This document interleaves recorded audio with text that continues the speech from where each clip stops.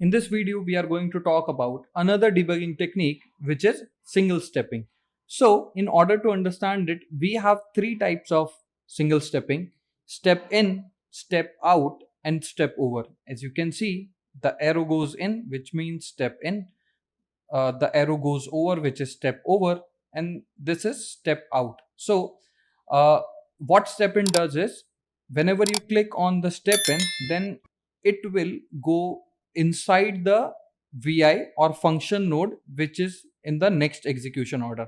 So if we have a b c d, four function node placed on the block diagram, and we have pressed this step into button after a, then it will directly go inside the b function node. Step over, and after going inside the b function node, it will pause the vi as well. While if we click on step over, then what it will do is it will execute b, and then after execution it will pause the vi. That is, it is stepping over the next function node. And then we talk about step out. Then like for example, if we have used step in, so we are now inside one function node or one vi.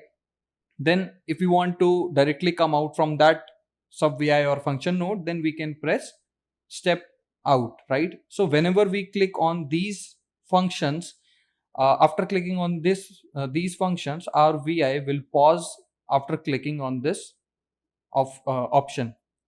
Step in goes inside the vi, pause the vi. Step over executes the next function node and then pauses your vi. Step out will execute the current vi and then come out from the vi to the top level vi and then pauses your code. So use this debugging technique whenever you have to check your code in the simulation mode.